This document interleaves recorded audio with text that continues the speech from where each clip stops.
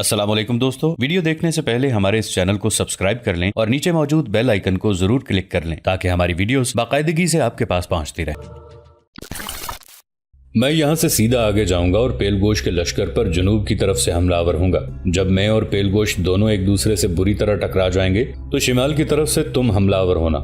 जब तुम ऐसा करोगे तो मैं आगे बढ़ूंगा और जुनूब की जानिब पूरी कुव्वत और पूरी शिद्दत के साथ पेलगोश के लश्कर पर हमलावर हूँगा और मुझे उम्मीद है कि मैं पेलगोश ही नहीं उसके लश्कर की अक्सरियत को भी मौत के घाट उतार दूंगा। मेरे भाई, इस सिलसिले में तुम्हें कोई एतराज हो तो कहो। सारे सालारों ने इससे इत्तेफाक किया। चुनाचे सूरज गुरूब होने से थोड़ी देर पहले जबकि मशरिक की तरफ से रोशनी फूटना शुरू हो चुकी थी, निजामुद्दीन और आरिज़ जुज़नी हरकत में आए। सबसे पहले आरिज़ जुज़नी ने अपने काम की इब्तदा की। वो अपने हिस्से के लश्कर को लेकर थोड़ा सा चक्कर काटते हुए पेलगोश के लश्कर के शिमाल की तरफ गया। चुनाचे उसके रवाना होने से थोड़ी देर बाद निजामुद्दीन भी अपने लश्कर के साथ घात से निकला और शिमाल की तरफ बढ़ा। निजामुद्दीन अपने लश्कर के साथ मंगोलों के लश्कर के करीब दहर की रसूम क़यूद से आजाद होकर चट्टानों से टकराते नीले बहर की तरह नमूदार हुआ। खोलती सदाओं की बाज़गश्त आतशी धारों की तरह आगे बढ़ा। इसके बाद वो पेलगोश के लश्कर पर खून के भंवर खड़े करते आंधियों के शनासा बहर क़ज़ा फना से मावरा अज़ाइम की फौलादी पुख्तगी तकदीर का अजाब बनकर नजूल करते जक्कड़ों के महरमों और तीरगी में रोशनी की सरबुलंदी और सरफराजी का बायस बनते जलजलों से गले मिलते रक्स करते रात की तरह हमलावर हो गया।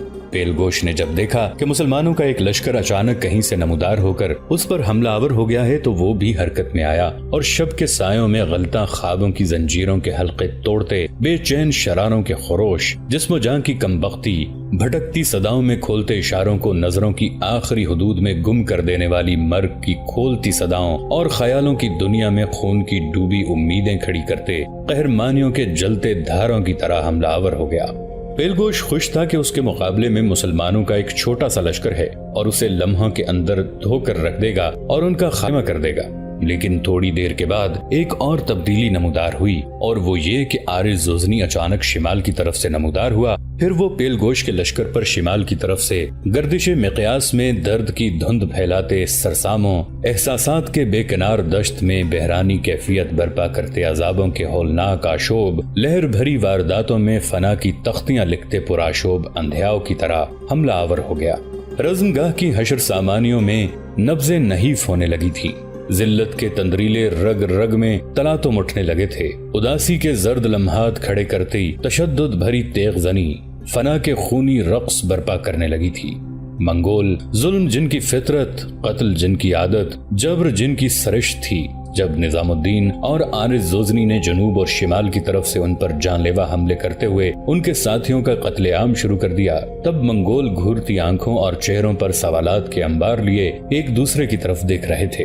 ऐसे में अपने चंद दस्तों के साथ बड़े पुरजोश अंदाज में निजामुद्दीन ने यलगार की और मंगोलों के लश्कर के सालार पेलगोश के सर पर जा पहुंचा। दोनों थोड़ी देर के लिए आपस में टकराए और इस टकराव के नतीजे में निजामुद्दीन ने पेलगोश की गर्दन काट के रख दी।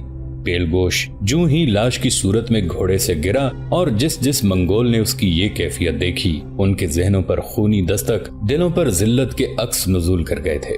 चुनाचे निजामुद्दीन के हाथों पेलगोश के मारे जाने की खबर एक कान से दूसरे कान होती हुई पूरे लश्कर में फैल गई।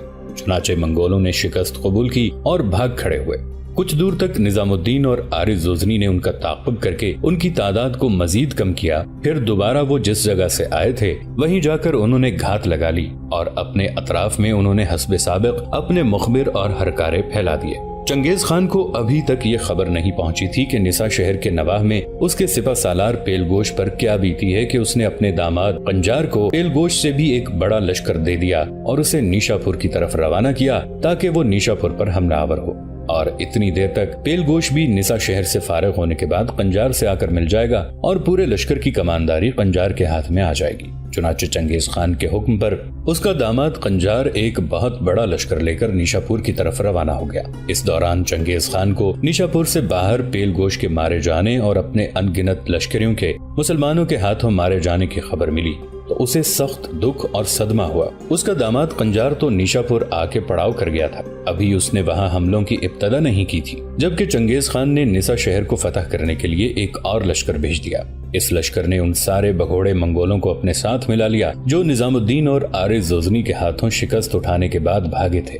चुनाचे वो लश्कर भी जब निसा पहुंच गया तब जिस जगह निजामुद्दीन और आरिफ जुजनी ने घात लगा रखी थी वहां से वो उठे और नेशापुर शहर का उन्होंने रुख किया। दूसरी तरफ निसा शहर की हालत हुई कि बकौल मौर्रिखीन पेलगोश तो मारा गया, लेकिन निसा शहर का कोई वाली वारिस नहीं था। मंगोलों को कुमक पहुंच चुकी थी। निसा शहर के अंदर जो लश्कर था, मौर्रिखीन के मुताबिक उसने 14 दिन तक मंगोलों का मुकाबला किया। आखिर वो हिम्मत हार बैठे और शहर फतह हो गया। चूंकि मौर्रिखीन के मुताबिक निसा शहर से बाहर चंगेज खान का बेहतरीन सालार पेलगोश मारा गया था, चुनाचे शहर के फतह होने की देर थी कि मंगोल दरिंदों की तरह शहर के लोगों पर टूट पड़े और अहले शहर को उन्होंने काट के रख दिया। निजामुद्दीन ने अहद किया था कि वो पेलगोश को मौत के घाट उतारेगा और पेलगोश के बाद वो चंगेज खान के दामाद कंजार की गर्दन भी काटेगा। निजामुद्दीन और आरिफ जुजनी निसा शहर से रवाना होकर निशापुर शहर की तरफ रवाना हुए तो उन्हें खबर मिली कि सुल्तान अलाउद्दीन ख्वारज़म शाह ने निशापुर शहर में ही कयाम किया हुआ है। चुनाचे वो बड़ी तेजी से निशापुर शहर की तरफ बढ़े ताकि सुल्तान से गुजारिश करें कि वो निशापुर शहर में ही कयाम करे और जो लश्कर उसके पास है उसके कुछ हिस्से हमारे हवाले कर दे। शहर के अंदर से सिर्फ सुल्तान ज़रब लाए, बाहर से हम ज़रब लगाएंगे और जो भी मंगोल निशापुर पर हमलावर होंगे उन सबको काट के रख देंगे। लेकिन हालात की सितम ज़रीफी, वक्त की बदकिस्मती के निजामुद्दीन और आरिफ जुजनी अभी रास्ते में ही थे कि सुल्तान निशापुर से निकलकर किसी दूसरी मंजिल की तरफ रवाना हो चुका था। मर्रिखीन सुल्तान अलाउद्दीन के निशापुर की तरफ आने से मुताल्लिक तफसील के साथ लिखते हैं कि जब सुल्तान अलाउद्दीन मंगोलों के डर से भागा था तो उस दौरान उसका गुजर निशापुर से भी हुआ था। घबराहट के आलम में वो न जंग लड़ सकता था और न ठहर सकता था। उसकी इस बदहवासी से सारा मुल्क बदहवास हो रहा था। उधर मंगोलों का तरीक़ेकार ये था कि जिस शहर को फतह कर लेते उसे लूट कर अहले शहर को कत्ल कर देते ताकि अहले मुल्क की रही सही कुव्वत मज़ाहिमत भी जवाब दे जाए। इस पर सितम ये कि सुल्तान 2 लाख के लश्कर को अपने साथ लिए फिरता था और जहाँ से गुजरता था वहाँ के लोगों की हौसला अफजाई करने की बजाय उनको ये मशवरा देता कि मंगोलों से लड़ने की बजाय बेहतर ये होगा कि तुम उनसे इजहार अतात कर लो। यही मशवरा उसने अहले निशापुर को भी दिया था। लेकिन निशापुर के लोगों ने मंगोलों के तौर तरीके देख रखे थे। वो जानते थे कि मौत से फरार मुमकिन नहीं, इसलिए बेबसी की मौत की बजाय लड़कर मरना 1000 हाथ दर्जा बेहतर है। चुनाचे उन्होंने सुल्तान के मशवरे को ठुकरा दिया और दिफाई इंतजामात की दुरुस्ती में लग गए। मौर्रिखीन ये भी लिखते हैं कि सुल्तान अभी निशापुर में मुकीम था कि उसे उसके जासूसों ने खबर दी कि चंगेज खान ने अपने सालार सुबदाई की सरकर्दगी में सुल्तान ख्वारज़म शाह को पकड़ने के लिए जो लश्कर मुकर्रर किया था वो निशापुर का रुख किए हुए है। चुनाचे सबसे पहले बकौल मौर्रिखीन उसने उमर काफी से राबिता किया जो उसके साथ लश्कर में शामिल था। सुल्तान को निजामुद्दीन और आरिफ जुजनी के भी इस समत आने की खबर मिल चुकी थी। उसकी तरफ भी सुल्तान ने पैगाम भिजवाया कि वो उसकी गैर हाजिरी में नज़्म नस्क का ख्याल रखें और खुद शिकार खेलने के बहाने वहाँ से कूच कर गया। सुल्तान की निशापुर से रवानगी के वक्त निशापुर का हाकिम शरफुद्दीन किसी तकरीब के सिलसिले में निशापुर से बाहर आया हुआ था। जब उसे सुल्तान की निशापुर से रवानगी का इल्म हुआ तो इस ख्याल से कि कहीं उसकी गैर हाजिरी में कोई नागवार हादसा रूनुमा न हो जाए फौरन निशापुर को रवाना हो गया। लेकिन अभी वो निशापुर से 3 ही मंजिल दूर था कि फौत हो गया। चूंकि खदशा था कि कहीं उसके गुलाम बगावत न कर दें, इसलिए उसकी वफात को राज रख लिया गया ताकि जो लोग शरफुद्दीन के साथ थे खैरियत के साथ निशापुर पहुंच जाएं। मौर्रिखीन लिखते हैं कि 2 दिन के बाद 617 हिजरी बमुताबिक 1220 ईस्वी को चंगेज खान का एक छोटा सालार नाम जिसका ताई था और जो सूबदाई के इस लश्कर के अंदर शामिल था जो अलाउद्दीन का ताक़ुब किया हुआ था, सूबदाई ने ताई को छोटा सा एक लश्कर देकर मुक़द्दमतुल जैश की सूरत में निशापुर की तरफ रवाना कर दिया। चुनाचे मंगोलों के हरावल दस्ते के सालार ताई ने निशापुर पहुंचकर अहले शहर को कहला भेजा कि वो अगर अपनी भलाई चाहते हैं तो उन्हें खाने आजम की अतात कबूल कर लेनी चाहिए। दूसरी तरफ निशापुर के हाकिम शरफुद्दीन के मरने के बाद एक शख्स मजीरुल मुल्क ने निशापुर का नस्क संभाल लिया। ये शख्स बड़ा आकिल था। चुनाचे जब चंगेज खान के सालार ताई ने निशापुर वालों को पैगाम भेजा कि वो चंगेज खान की अतात कबूल कर लें तो मजीरुल मुल्क ने जवाब में कहला भेजा कि तुम्हारा झगड़ा सुल्तान अलाउद्दीन ख्वारज़म शाह से है तो तुम उसका ताक़ुब कर रहे हो। अगर तुम उसे गिरफ्तार करने में कामयाब हो गए तो निशापुर बगैर किसी खूनरेजी के तुम्हारी सल्तनत में शामिल हो जाएगा। जहाँ तक मेरा ताल्लुक है तो मैं कोई सिपाही नहीं हूँ कि मुकाबला करूँ। मौर्रिखीन लिखते हैं कि चंगेज खान के सालार ताई को ये सीधा सादा जवाब बड़ा पसंद आया और छेड़छाड़ करना मुनासिब न जाना मजीरुल मुल्क ने उस खुशी में कुछ तहाइफ भी भेज दिए जो ताई ने मंजूर कर लिए और अपने उन दस्तों को लेकर सुल्तान के ताक़ुब में लग गया। इसके बाद चंगेज खान का सालार सुबदाई भी अपने लश्कर को लेकर वहां से गुजरा। वो भी सुल्तान अलाउद्दीन ख्वारज़म शाह के ताक़ुब में लगा हुआ था।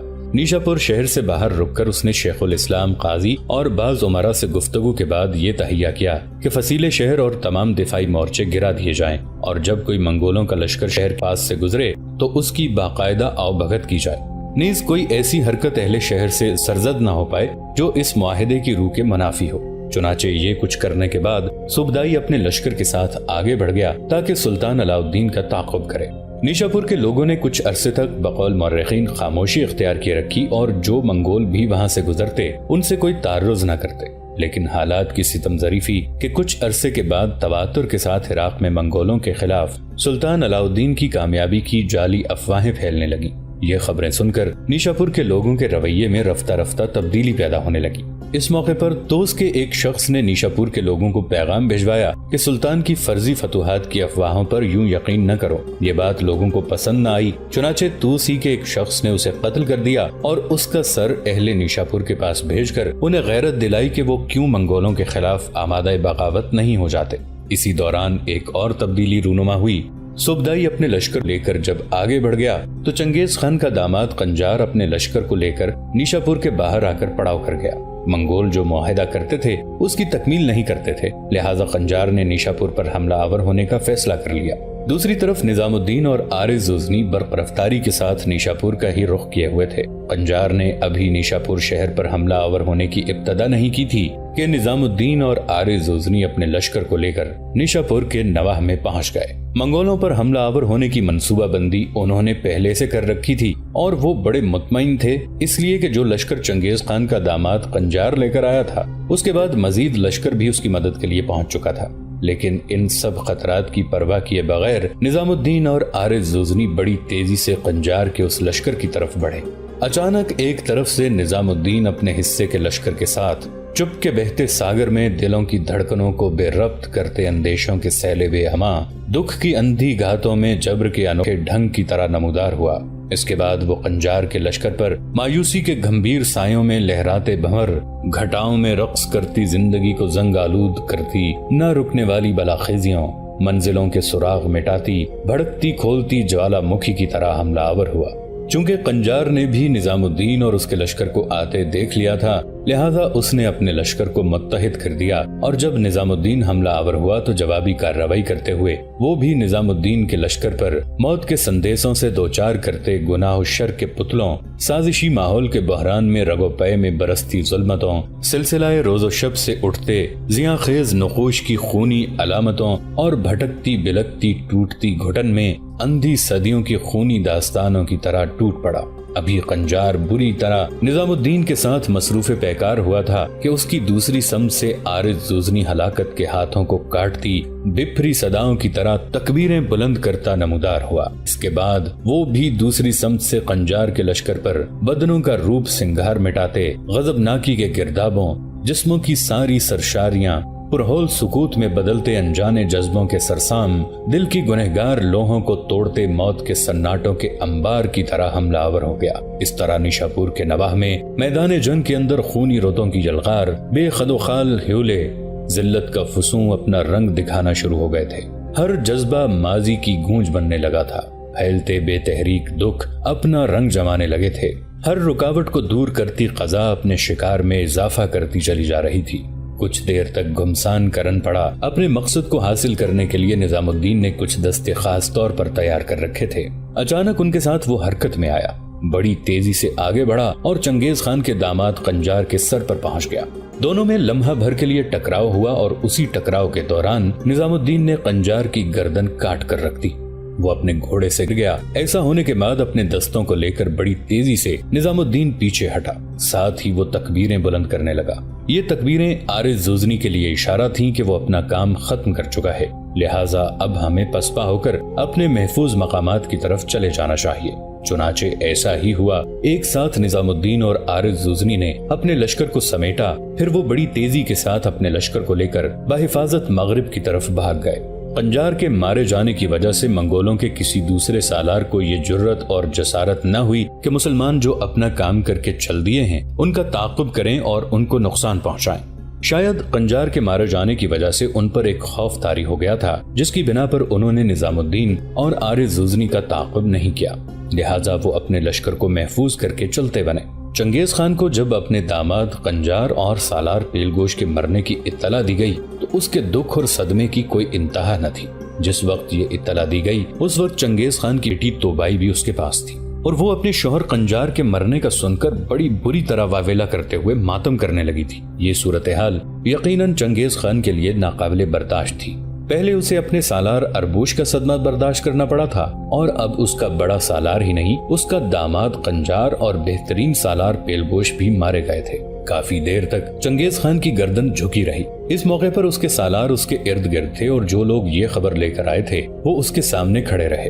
کچھ دیر تک ایسا ہی سما رہا، یہاں تک کہ چنگیز خان نے خبر لانے والوں کی طرف دیکھا، پھر انہیں مخاطب کر کے کہنے لگا، پہلے یہ بتاؤ کہ پیلگوش اور قنجار کا ٹکراؤ کس کے ساتھ ہوا تھا؟ اس پر خبر لانے والوں میں سے ایک بولا اور کہنے لگا، خان اعظم، پیلگوش نے نسا شہر کا محاصرہ کر رکھا تھا کہ اچانک مسلمانوں کا لشکر حملہ آور ہوا۔ پیلگوش نے اپنی طرف سے پوری کوشش کی کہ مسلمانوں کے اس لشکر کو پسپا کر دے، لیکن اس کے لشکر کا سالار ایسا خوفناک تھا کہ وہ ہماری صفوں کے اندر گھس کر پیلگوش تک پہنچ گیا، پیلگوش سے ٹرایا اور اس کی گردن کاٹ کے رکھ دی۔ پیلگوش کا خاتمہ کرنے کے بعد مسلمانوں کے اس لشکر کو خبر ہوئی کہ قنجار ایک لشکر لے کر نیشاپور پہنچا ہے، چنانچہ اس لشکر نے نیشاپور کا رخ کیا۔ قنجار کے لشکر پر بھی اسی انداز میں حملہ آور ہوا جس انداز میں وہ پیلگوش پر حملہ آور ہوا تھا۔ وہی سالار جس نے پیلگوش کو ختم کیا تھا وہی ایک بار پھر ہماری صفوں کے اندر یلغار کرتا ہوا اور ہمارے لشکر والوں کا قتل عام کرتا ہوا قنجار کے سر پر جا پہنچا۔ قنجار صرف ایک لمحہ اس کا مقابلہ کر سکا اور مسلمانوں کے اس سالار نے قنجار کی بھی گردن کاٹ کے رکھ دی۔ چنگیز خان کچھ دیر غم میں ڈوبا رہا، پھر آنے والے اس مخبر کی طرف دیکھا اور کہنے لگا، کیا یہ پتا چلا ہے کہ حملہ آور مسلمانوں کے لشکر کا سالار کون تھا؟ مخبر جھٹ سے بولا اور کہنے لگا، خان اعظم، اس لشکر کا سالار وہی نظام الدین تھا۔ نظام الدین کا نام سن کر چنگیز خان ایک بار پھر گہری سوچوں میں ڈوب گیا۔ اس موقع پر چنگیز خان کے قریب واویلا کرتی ہوئی اس کی بیٹی توبائی فوراً سنبھلی اور اپنے باپ چنگیز خان کو مخاطب کر کے کہنے لگی، میں اپنے شر کا انتقام اب خود لوں گی اور خود اس قاتل کی تلاش میں نکلوں گی اور دیکھوں گی کہ وہ ہمارے سامنے کیسے زیر نہیں ہوتا۔ چنگیز خان نے پہلے اپنی بیٹی کے سر پر ہاتھ پھیرا، پھر اسے اپنے ساتھ لپٹایا اور اسے تسلی دیتے ہوئے کہنے لگا، بیٹی ایسی بات نہ کرنا، وہ سالار جو اس سے پہلے قراچہ کے قبضے میں نہیں آیا تھا، وہ سالار جسے اب تک جائسی برغا خان اور اولون اپنے سامنے زیر نہیں کر سکے، وہ سالار جس کا مقابلہ تیغزنی میں پیلگوش نہ کر سکا، وہ سالار جس کے سامنے قنجار ایک لمحہ بھی نہ نکال سکا، میری بیٹی اس کا مقابلہ تو کس طرح کرے گی؟ ٹھیک ہے، اب تک وہ ہمارے 3 بڑے سالاروں اربوش، پیلگوش اور قنجار کو ٹھکانے لگا چکا ہے، اس میں کوئی شک نہیں کہ وہ ہمارے نقصان کا باعث ہے، لیکن دیکھنا یہ بھی ہے کہ وہ کس پائے کا سالار ہے جس کے سامنے ہمارا کوئی سالار جمع ہی نہیں ہے۔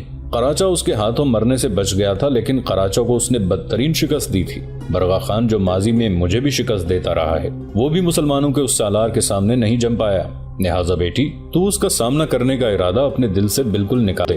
جائسی، برغا خان اور اولون ایک لشکر کے ساتھ اب بھی اس کی تلاش میں ہے، جہاں بھی وہ ان کی گرفت میں آیا وہ اسے زندہ پکڑ کر میرے سامنے لائیں گے۔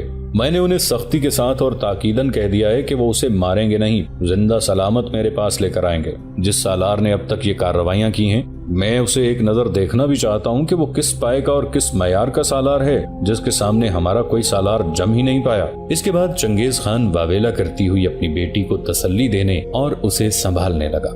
مرخین لکھتے ہیں کہ نیشاپور کے نواح میں جب چنگیز خان کا داماد قنجار مارا گیا، تب اس کے نائب سالار نے اپنے لشکر کو 2 حصوں میں تقسیم کر کے ایک حصہ توس شہر میں اپنے سالار کشتمور کی کمک کو روانہ کیا اور دوسرے حصے کو لے کر وہ سبزوار پر چڑھائی کرنے کے لیے چلا گیا۔ نیشاپور سے وہ ہٹ گئے تھے، شاید نیشاپور میں قنجار کے مارے جانے اور نظام الدین کے حملہ آور ہونے کے باعث ان پر ایک طرح کا خوف اور دہشت چھا گئی تھی۔ بہرحال جو لشکر سبزوار پر حملہ آور ہوا، اس کے متعلق مورخین لکھتے ہیں کہ وہاں کے باشندگان شہر، جن کی تعداد 70,000 خیال کی جاتی ہے، قتل کر دیے گئے۔ بعد ازاں اس سے ملحقہ علاقے بھی فتح کیے گئے اور وہاں کے لوگ بھی حسب معمول موت کے گھاٹ اتار دیے گئے۔ چنانچہ چنگیز خان نے اپنے داماد قنجار کے مارے جانے کے بعد اپنے بیٹے تولائی خان کو، جس کو تولی خان بھی کہا جاتا ہے، نیشاپور کا رخ کرنے کے لیے کہا۔ چنانچہ سن 1222 عیسوی کے موسم بہار میں تولی خان ایک بھاری لشکر لے کر نیشاپور کے لیے روانہ ہوا۔ دوستو، آج کے لیے اتنا ہی۔ اسی کہانی کی اگلی قسط کے ساتھ بہت جلد حاضر ہوں گے۔ نیچے کامنٹ سیکشن میں اپنی رائے کا اظہار ضرور کیجیے گا۔ ہمارے اس چینل کو سبسکرائب کر کے نیچے موجود بیل آئیکن کو بھی ضرور کلک کیجیے گا۔ اگلی ملاقات تک کے لیے ہمارا اور آپ کا اللہ نگہبان۔